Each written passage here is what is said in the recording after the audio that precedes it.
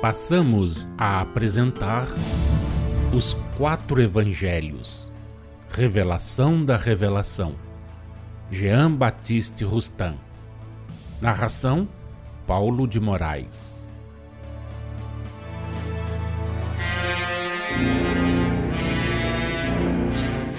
A esta outra pergunta dos fariseus: como é então que Moisés mandou que desse carta de repúdio à mulher e a despedisse? Jesus respondeu: por causa da dureza de vossos corações é que Moisés vos permitiu repudiasseis vossas mulheres. Mas no princípio não era assim. A princípio, a carta de divórcio só podia ser dada à mulher estéril, por ser a esterilidade considerada uma deformidade oculta. Em tempos mais remotos, quando a ambição, o desejo de acumular riquezas ainda não escravizavam o homem, pouco lhe importava que a sua companheira fosse ou não estéril. Ele satisfazia às exigências da animalidade e nada mais buscava.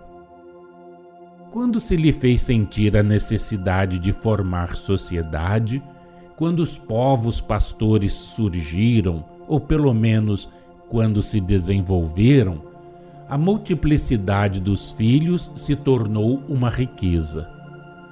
A partir de então, é que a mulher estéril começou a ser perseguida, mesmo eliminada.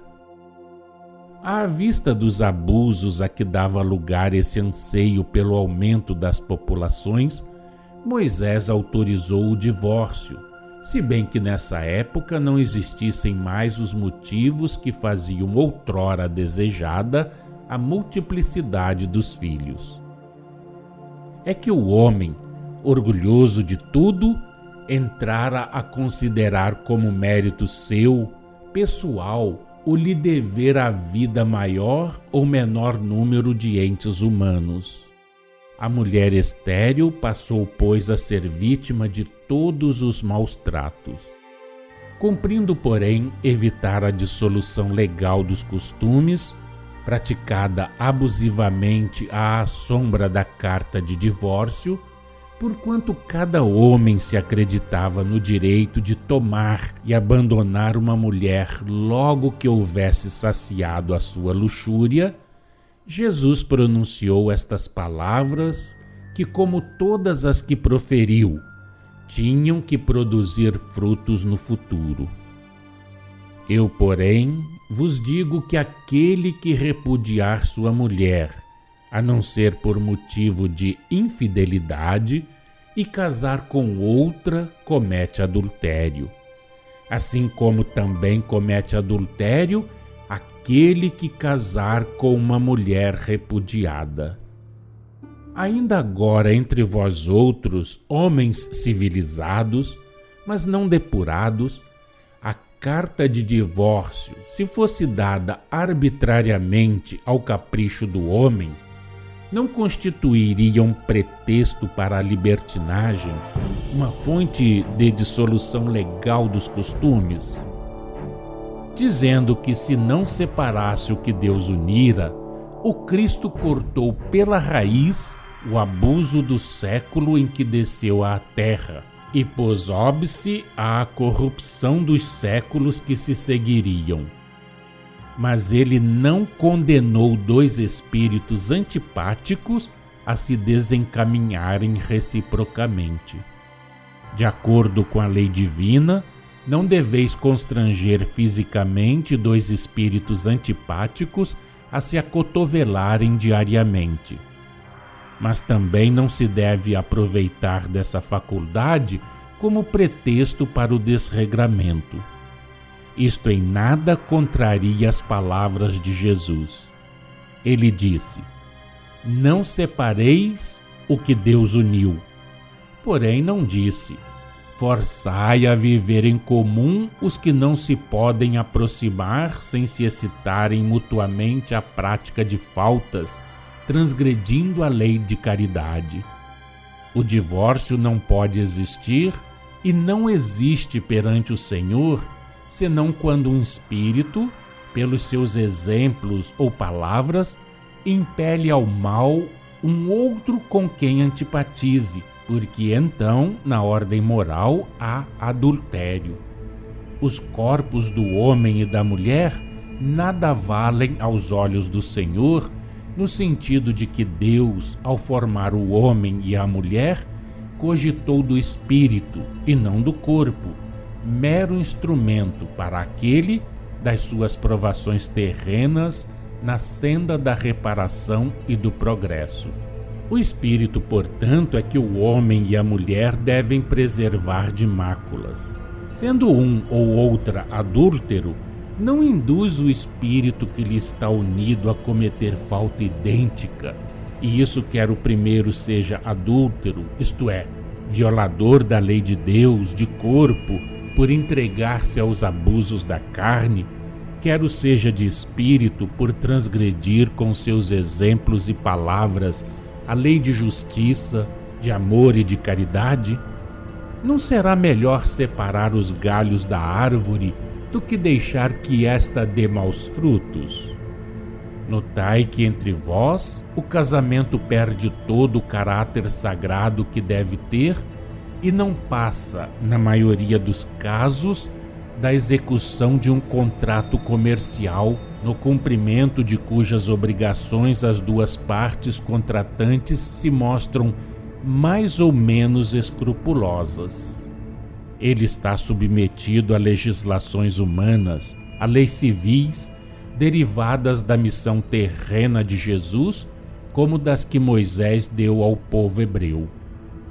Mutáveis por natureza, como tudo que na ordem moral e intelectual emana da vossa humanidade essencialmente perfectível, essas leis variam de conformidade com os tempos, com os lugares e com o progresso das inteligências. Tem por objeto reprimir, corrigir os abusos e fazer-vos avançar. Essa obra progressiva, malgrado as oscilações ou as resistências reacionárias, se executa sob os auspícios das sucessivas revelações, pela impulsão oculta ou patente, consciente ou inconsciente, que lhe dão os Espíritos do Senhor, providência de Deus entre vós e os Espíritos encarnados em missão. Até aos vossos dias se hão sucedido as leis civis sobre o divórcio e o casamento, emanadas da renovação social de 1789, que foi um dos mais gloriosos passos da humanidade na estrada do progresso. Elas sofreram as inevitáveis variações devidas sempre à luta incessante entre as influências progressistas e as influências reacionárias. Mas a lei do progresso é imutável, como tudo o que vem de Deus. A lei sobre o casamento precisa ser, depois de profunda meditação, refeita nos moldes da lei natural perante Deus. Mas para isso, cumpre que as paixões e a cupidez do homem tenham cedido lugar a sentimentos mais elevados. Cumpre que a missão do homem e da mulher seja compreendida no que tem de santo e de grande aos olhos do Senhor.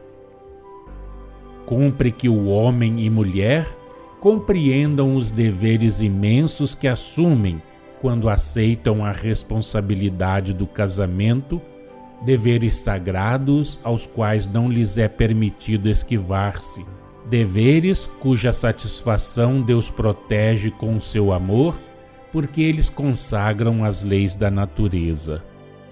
A sociedade, porém, está ainda muito submetida aos preconceitos, aos abusos, aos vícios, para que semelhante reforma se possa realizar. Entretanto, cada dia traz o seu grão de areia que se sobrepõe ao precedente. e esses grãos de areia acabarão por formar uma muralha impenetrável aos vícios da humanidade. Esperai, pois, que o progresso se opere, não vos arrisqueis com o apressá-lo demasiado a destruir o bem adquirido. Homens, tornai-vos o que deveis ser, filhos do Senhor. Suas bênçãos então descerão sobre vós, e não mais tereis que separar o que Deus uniu. Sim, a união do homem e da mulher tem que ser e será o que, em nome do Senhor, Moisés veladamente anunciou declarando: serão dois numa só carne. Palavras estas que o Cristo sancionou dizendo: assim já não são dois, mas uma só carne. Não separe, pois, o homem o que Deus uniu.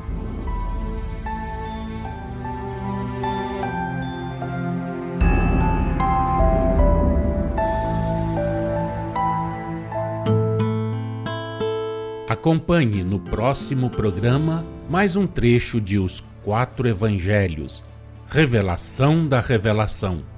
Jean Baptiste Rustin.